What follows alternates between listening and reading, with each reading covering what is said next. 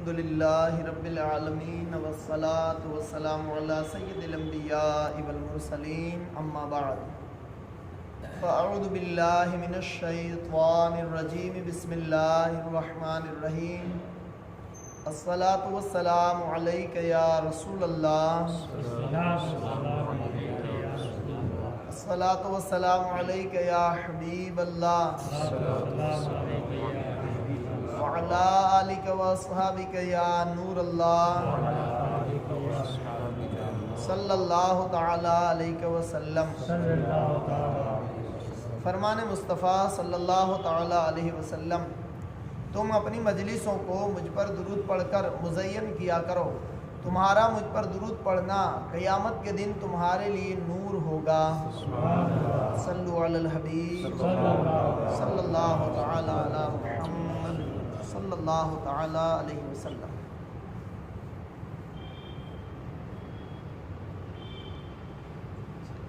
گزشتہ درسوں میں بھوک کے 10 فوائد آپ نے سماعت فرمائے۔ تیسری فصل میں پیٹ کی خواہش کو توڑنے اور اس کے لیے ریاضت کے جو طریقے ہیں وہ یہاں بیان کیے جائیں گے۔ پیٹ اور غذا کے معاملے میں آدمی پر 4 وظائف لازم ہیں۔ پہلا وظیفہ یہ ہے کہ صرف حلال کھائے، کیونکہ حرام کھانے کے ساتھ عبادت کرنا یہ ایسا ہی ہے جیسے دریا کے پانی کی موجوں پر عمارت تعمیر کرنا۔ اور پرہیزگاری اور ورع کے جن درجات کی رعایت کرنا ضروری ہے، انہیں حلال اور حرام کے بیان میں ذکر کر دیا گیا ہے۔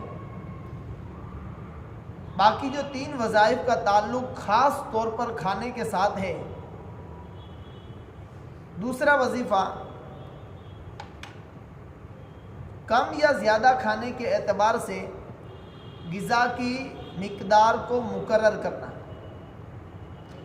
تیسرا وظیفہ جلدی یا تاخیر سے کھانے کا وقت مقرر کرنا۔ چوتھا وظیفہ کھانے اور نہ کھانے کے اعتبار سے چیزوں کی جنس مقرر کرنا۔ ان باتوں کی یہاں پر تفصیل لکھی جائے گی۔ پہلا وظیفہ یہ ہے کہ حلال کھانا، حرام کے قریب تک نہ جانا۔ دوسرا وظیفہ کہ غذا کم کرنے میں مقدار مقرر کرنا۔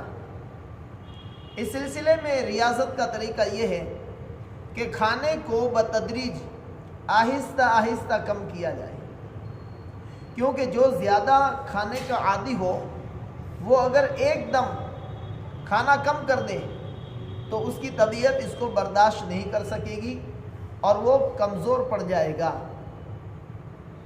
اور مشقت اور دشواری اس کے لیے بڑھ جائے گی، پھر اسے اس پر استقامت مشکل ہو جائے گی۔ بہت سی مرتبہ ایسا ہوتا ہے کہ کم کھانے کی فضائل کسی نے سن لیے یا اس پر عمل کرنا چاہا اور اسی دن سے فیصلہ کر لیا کہ آج سے ہم ناشتہ نہیں کریں گے یا فلاں وقت کا کھانا نہیں کھائیں گے یا آج سے یہ چیز کھانا بند کر دیتے ہیں، تو اس سے یہ ہوتا ہے کہ اس پر استقامت مشکل ہو جاتی ہے، اس لیے کہ ہماری طبیعت جو کھانے کی اس کی جو عادت ہے اس کو ایک دم ایک جھٹکے کے اندر ہم کم نہیں کر سکتے یا بند نہیں کر سکتے۔ جس طرح جو لوگ ویسن کے عادی ہیں، جو کوئی بیڑی تمباکو وغیرہ جو بھی چائے وغیرہ کی جو عادت ہے وہ آپ اچھی طرح سمجھ سکتے ہیں کہ یہ عادت جو ہے ایک دم اگر کوئی چھوڑنا چاہے تو مشکل ہے۔ ہاں کوئی اکا دکا ایسا ہوتا ہے کہ جو مضبوط دل کے ساتھ چھوڑ دیتا ہے تو چھوڑ دیتا ہے۔ اس طرح ہمارا جو جسم ہے وہ 3 وقت کھانے کا عادی ہے، اب ہم ایک دم بریک لگائیں گے یا چلو ایک وقت کا کھانا بند کر دیتے ہیں یا رات کا کھانا بند کر دیتے ہیں تو کیا ہو جائے گا؟ طبیعت اس کو برداشت نہیں کر سکے گی اور دشواری اس کے لیے بڑھ جائے گی اور پھر ہوتا یہ ہے کہ چند دن کے بعد پھر آدمی واپس کھانا شروع کر دیتا ہے اور 10 آدمی کو بولتا ہے کہ یہ اپنے سے نہ ہو گئے۔ اس لیے مناسب یہ ہے کہ تھوڑا تھوڑا کر کے آہستہ آہستہ اس کی طرف بڑھے۔ اس طرح کہ جتنا کھانے کی عادت ہے اسے تھوڑا تھوڑا کم کرے۔ مثال کے طور پر وہ 2 روٹی کھاتا ہے اور اپنے آپ کو 1 روٹی پر لانا چاہتا ہے، تو دوسری روٹی کو 28 یا 30 حصوں میں تقسیم کرے اور روزانہ 1 ٹکڑا کم کر لیا کرے۔ 2 روٹی کھاتے تھے، 1 روٹی پر آنا چاہتے ہیں تو ایک دم 1 روٹی بند نہ کریں، بلکہ دوسری روٹی کے 30 ٹکڑے کریں اور اس میں سے 29 ٹکڑے کھائے، پھر روزانہ 1 ٹکڑا کم کرتا جائے۔ یوں آہستہ آہستہ مہینے میں 1 روٹی تک بندہ آ جائے گا، اور اس سے نہ تو اس کو نقصان ہوگا اور نہ ہی نقصان کا اس پر اثر ظاہر ہوگا۔ اگر وہ چاہے تو اس کا طریقہ یہ بھی ہے، وزن کے ذریعے بھی ایسا کر سکتا ہے، اس طرح کہ وہ کھانے کو تر لکڑی کے ساتھ وزن کر لے اور ہر روز لکڑی کے خشک ہونے کی مقدار جتنا کھانا کم کر لیا کرے۔ یعنی ایک تر ہری لکڑی لے لے اور اس کو رکھ دے، وہ آہستہ آہستہ خشک ہوگی، تو آج جتنا وزن ہے اور کل جتنا وزن لکڑی کا کم ہو اتنا کھانا کم کرو۔ آہستہ آہستہ جب لکڑی خشک ہو جائے گی، سوکھ جائے گی، تو کھانا اس کی جو عادت ہے اس سے کم ہو جائے گا۔ اگر چاہے تو مشاہدے کے ساتھ بھی کر سکتا ہے، اس طرح کہ ہر دن 1 لقمے کی مقدار کھانا چھوڑ دے اور جتنا کل کھایا تھا اس سے 1 لقمہ کم کر دے، روزانہ 1 لقمہ کم کرے۔ غذا کم کرنے کے 4 درجے ہیں، خوراک کو کم کرنے کے 4 درجے ہیں۔ پہلا درجہ یہ کہ انسان اپنے آپ کو بقدر ضرورت اتنے کھانے کی مقدار پر لے آئے جس سے کم میں وہ زندہ نہ رہ سکے، اتنے کم کھانے پر لائے۔ اور یہ ہمارا تمہارا کام نہیں، یہ صدیقین کا معمول ہے، اور اسی کو حضرت سیدنا سہل بن عبداللہ تستری رحمۃ اللہ علیہ نے پسند فرمایا ہے۔ لیکن یہ ناممکن بھی نہیں ہے، ایسا نہیں ہے کہ ہم سے ہو ہی نہیں سکتا، ممکن ہے، کیونکہ آپ فرماتے ہیں کہ اللہ عز و جل مخلوق سے 3 چیزوں زندگی، عقل اور قوت کے ساتھ اپنی عبادت چاہتا ہے۔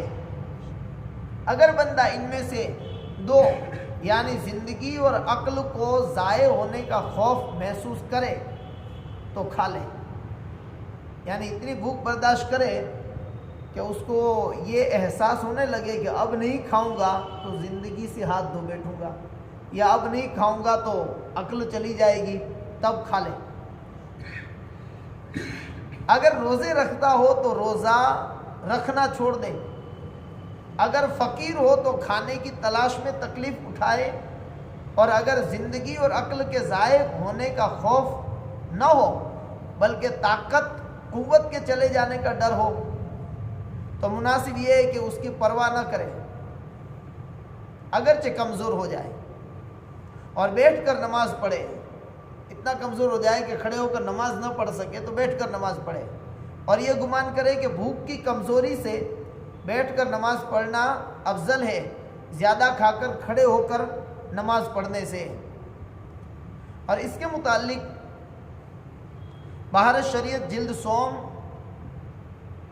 میں صدر الشریعہ بدر الطریقہ علامہ مفتی محمد امجد علی صاحب رحمۃ اللہ علیہ در مختار کے حوالے سے نقل فرماتے ہیں کہ ریاضت اور مجاہدہ میں ایسی کم خوراک یعنی کھانے میں کمی کرنا، ایسی کمی کرنا کہ فرض عبادت کی ادا میں کمزوری پیدا ہو جائے، مثلا اتنا کمزور ہو گیا کہ کھڑا ہو کر نماز نہ پڑھ سکے گا، تو یہ جائز نہیں ہے۔ اتنی کم خوراک نہ کرے کہ کھڑے ہو کر نماز نہ پڑھ سکے، تو یہ جائز نہیں ہے۔ اور اگر اس حد کی کمزوری پیدا نہ ہو تو کوئی حرج نہیں۔ حضرت سیدنا سہل بن عبداللہ تستری رحمۃ اللہ علیہ سے سوال کیا گیا کہ آپ راہ سلوک کی ابتدا میں کیا کھا کر گزارا کرتے تھے؟ تو ارشاد فرمایا میری غذا سالانہ 3 درہم کی ہوتی تھی۔ 3 درہم میں سال کا گزارا ہوتا تھا۔ 1 درہم سے کھجور کا شیرہ، دوسرے درہم سے چاولوں کا آٹا اور تیسرے سے گھی لے لیتا، اور ان سب کو ملا کر، ان سب کو مکس کر کے 360 گولیاں بنا لیتا، اور روزانہ 1 گولی سے روزہ افطار کرتا تھا۔ عرض کی گئی اب کیسے کھاتے ہیں؟ ارشاد فرمایا اب نہ کوئی مقدار مقرر ہے اور نہ کوئی وقت مقرر ہے۔ بعض راہبوں کے بارے میں یہ منقول ہے کہ وہ اپنی غذا 1 درہم کی مقدار میں پوری کر لیا کرتے تھے۔ دوسرا درجہ یہ ہے کہ انسان ریاضت کے ذریعے اپنے آپ کو ایک دن رات میں نصف مد، یہ ایک ناپ کا نام ہے، تقریباً 1.5 پاؤ تک لے آئے اپنے آپ کو، اور یہ جو ہے 1 روٹی اور کچھ زیادہ ہوتا ہے۔ 1.5 پاؤ مد جو ہے، نصف مد جو ہے وہ 1 روٹی اور اس پر کچھ زیادتی سے ہوتا ہے۔ یہ مقدار 4 حصے میں ہو تو 1 من بنتا ہے، لیکن ہم جو من ہمارے یہاں استعمال ہوتا ہے وہ من مراد نہیں ہے، 20 کلو کا جو من ہوتا ہے وہ نہیں۔ یہ اکثر لوگوں کے حق میں پیٹ کے اس 1/3 حصے کی مقدار ہے کہ جس کا حدیث پاک میں ذکر آیا ہے کہ 1/3 حصہ کھانا کھاؤ، 1/3 کو پانی کے لیے باقی رکھو اور 1/3 کو سانس کے لیے باقی رکھو۔ تو یہ مقدار جو ہے یہ 1/3 حصے کی مقدار ہوتی ہے، اور وہ مقدار چند لقموں سے کچھ زائد ہے، کیونکہ حدیث پاک میں لفظ لقیماتن آیا ہے اور یہ جمع قلت ہے، اور یہ 10 سے کم تعداد کے اوپر جمع قلت بولا جاتا ہے۔ امیر المؤمنین حضرت فاروق اعظم رضی اللہ تعالیٰ عنہ کی عادت کریمہ بھی یہی تھی کہ آپ 7 یا 9 لقمے کھاتے تھے، کھانے کے 7 لقمے یا 9 لقمے۔ تیسرا درجہ یہ ہے کہ انسان ریاضت کے ذریعے بتدریج اپنے آپ کو 1 مد یعنی تقریباً 3 پاؤ کی مقدار تک آہستہ آہستہ لے آئے۔ یہ 2.5 روٹیاں بنتی ہیں، اور اکثر لوگوں کے حق میں یہ پیٹ کے 1/3 حصے سے بڑھ کر ہے، بلکہ قریب قریب یہ پیٹ کے 2/3 حصے تک پہنچ جاتی ہے 2.5 روٹیاں۔ تو 1/3 یہ 1.25 روٹی ہوئی، اور پینے کے لیے 1/3 باقی رکھے، اور ذکر کے لیے کچھ باقی نہیں بچے گا، جبکہ بعض روایت میں یہ آیا ہے کہ 1/3 سانس کے لیے، اور اس کے بجائے ایک روایت میں یوں آیا ہے کہ 1/3 ذکر کے لیے رکھنے کا بیان ہے۔ چوتھا درجہ یہ ہے کہ کھانے کی مقدار مد سے بڑھ کر من یعنی تقریباً 1 کلو تک آ جائے، اور 1 کلو سے زیادہ کھانا یہ اسراف ہے، اور اللہ پاک کے فرمان کی یہ خلاف ہے۔ رب نے فرمایا وَكُلُوا وَاشْرَبُوا وَلَا تُسْرِفُوا إِنَّهُ لَا يُحِبُّ الْمُسْرِفِينَ، اور کھاؤ اور پیو اور حد سے نہ بڑھو، بے شک حد سے بڑھنے والے یعنی اسراف کرنے والے اسے پسند نہیں۔ امام غزالی رحمۃ اللہ علیہ فرماتے ہیں کہ میری مراد یہ ہے کہ یہ اکثر کے حق میں اسراف ہے، کیونکہ کھانے کی طرف حاجت کی مقدار عمر، فرد اور کام میں مشغولیت کے اعتبار سے الگ الگ ہوتی ہے، ہر آدمی کی خوراک ایک جیسی نہیں ہوتی۔ یہاں ایک 5واں درجہ بھی بیان کیا گیا جس میں کوئی مقدار مقرر نہیں، لیکن اس میں غلطی اور دھوکے کی گنجائش بھی ہے۔ وہ درجہ کیا ہے؟ وہ درجہ یہ ہے کہ کھانا اس وقت کھایا جائے جب صحیح معنوں میں بھوک لگی ہو، اس کا کوئی وقت مقرر نہیں۔ ہاں، جب بھوک لگی ہو، صحیح معنوں میں بھوک لگی ہو تب کھانا کھائے، اور ابھی حقیقی معنی میں خواہش باقی ہو اور ہاتھ کو روک لے، یہ 5واں درجہ ہے۔ اس پر ہمارا بھی عمل ہو سکتا ہے، مگر زیادہ تر یہی ہوتا ہے کہ جو اپنے لیے 1 یا 2 روٹی کی مقدار معین نہیں کرتا وہ حقیقی بھوک کو پہچان نہیں پاتا، اور خواہش کے سبب یہ معاملہ اس پر مشتبہ ہو جاتا ہے۔ حقیقی بھوک کسے کہتے ہیں؟ حقیقی بھوک کی کچھ علامات بیان کی گئی ہیں۔ حقیقی بھوک کی ایک علامت یہ ہے کہ نفس سالن طلب نہ کرے، بلکہ جیسی بھی روٹی ہو اسے رغبت اور چاہت کے ساتھ بغیر سالن کے کھا لے۔ حقیقی بھوک یہ ہے کہ روٹی سامنے آئے تو سالن کا انتظار نہ کر سکے اور سالن کی طلب نہ ہو سکے۔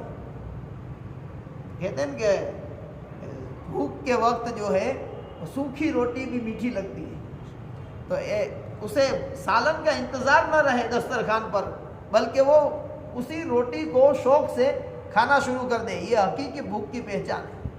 اور جب نفس کسی معین روٹی کو طلب کرے یا سالن طلب کرے تو یہ حقیقی بھوک نہیں ہے۔ جیسا کہ ہم کھانے کے لیے بیٹھتے ہیں تو روٹی آ جاتی ہے اور ابھی سالن کا انتظار ہوتا ہے، اس کا مطلب یہ ہے کہ ہماری جو بھوک ہے وہ ابھی حقیقی بھوک نہیں ہے۔ دوسری علامت، جب تھوکے تو اس پر مکھی نہ بیٹھے۔ جب تھوکے تو تھوک پر مکھی نہ بیٹھے، یعنی اس کے تھوک کے اندر چکناہٹ نہ ہو بالکل، یہ حقیقی بھوک کی علامت ہے۔ یہ اس بات کی دلیل ہے کہ معدہ بالکل خالی ہے، لیکن اس کی پہچان مشکل ہے۔ راہ آخرت کے مسافر کے لیے درست یہ ہے کہ اپنے لیے مقدار مقرر کرے کہ جو وہ عبادت کرتا ہے اس کے کرنے سے عاجز نہ ہو جائے، جب کھاتے کھاتے وہ اس مقدار تک پہنچ جائے تو رک جائے، اگرچہ ابھی خواہش باقی ہو۔ خلاصہ کلام یہ ہے کہ کھانے کی کوئی مقدار مقرر کر دینا ممکن نہیں، کیونکہ یہ حالتوں اور لوگوں کے اعتبار سے الگ الگ ہوتی ہے۔ ہاں، صحابہ کرام رضوان اللہ تعالی علیہم اجمعین کے ایک گروہ کی ہفتے بھر کی غذا 1 سا گندم تھی۔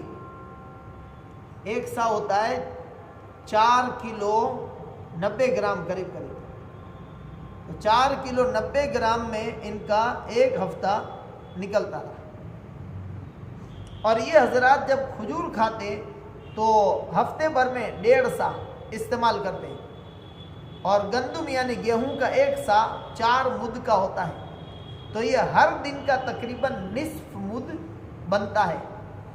اور یہ بات پہلے ذکر کر چکے ہیں کہ نصف مد پیٹ کے 1/3 حصے کی مقدار ہے، جبکہ کھجور میں 1 سا سے زیادہ کھانے کی حاجت پیش آتی ہے، کیونکہ اس میں گٹھلی کو بعد کرنی ہوتی ہے۔ حضرت ابو ذر غفاری رضی اللہ تعالیٰ عنہ نے آپ فرمایا کرتے تھے کہ آقا دو عالم نور مجسم صلی اللہ تعالیٰ علیہ وسلم کے مبارک زمانے میں میرے ہفتے بھر کا کھانا 1 سا جو تھا۔ فرماتے ہیں کہ اللہ عز و جل کی قسم، میں مرتے دم تک اس میں اضافہ نہیں کروں گا،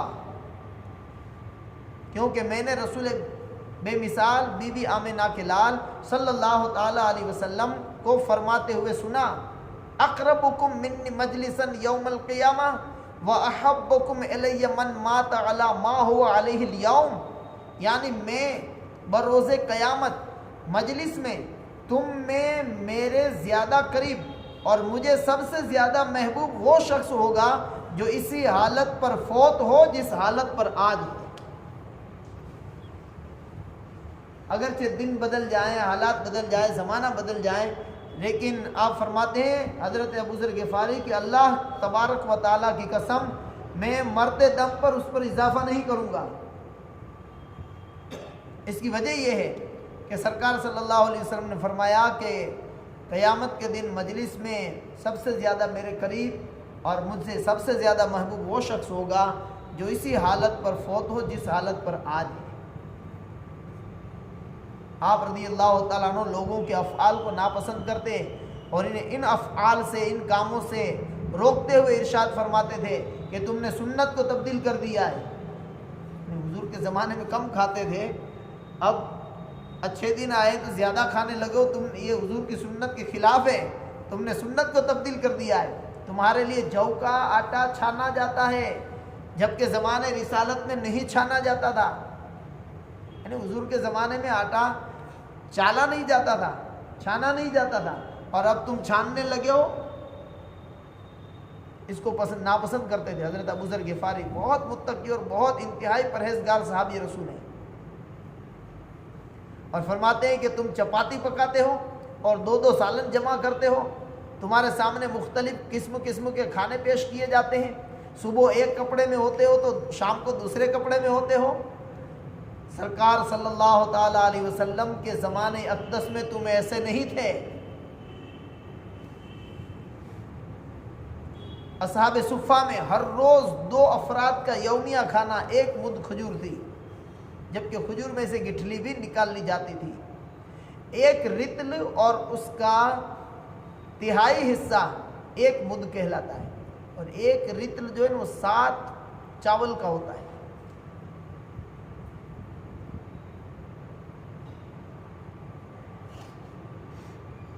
हज़रत सैयदना हसन बसरी रहमतुल्लाह अलैह फरमाया करते थे, मोमिन छोटी बकरी की मिसल होता है, उसके लिए 1 मुट्ठी पुरानी खजूरें, सत्तू और 1 घूंट पानी काफ़ी होता है। जबकि मुनाफिक गोश्त खाने के आदी व शौकीन खूनख्वार दरिंदे की तरह होता है। वो बड़े बड़े लुक़मे निगलता है, हड़प कर खाता चला जाता है, न तो खुद भूखा रहकर अपने पड़ोसी को खिलाता है और न ही अपना बचा हुआ इजाफ़ी खाना किसी मोमिन को देता है। लिहाजा तुम इजाफ़ी यानी बचे हुए खाने को सदका करके आखिरत के लिए ज़ख़ीरा जमा करो। हज़रत सैयदना अब्दुल्ला तुस्तरी रहमतुल्लाह अलैह फरमाते हैं, अगरचे दुनिया खालिस और ताज़ा खून होती, फिर भी मोमिन की ग़िज़ा हलाल ही होती, क्योंकि मोमिन ज़रूरत के वक्त फ़कत इतनी मिक़दार खाता है जो उसके ज़िंदा रहने के लिए काफ़ी हो। अल्लाह पाक अपने प्यारे हबीब साहिब लौलाद सल्लल्लाहु ताला अलैहि वसल्लम के सदक़े व तुफ़ैल हमें अपने खाने को कम करने की खातिर बतदरीज आहिस्ता आहिस्ता कम खाने पर अपनी तबीयत को लाने की तौफ़ीक़ मरहमत फ़रमाए। आमीन बिजाह नबी अमीन सल्लल्लाहु अलैहि वसल्लम।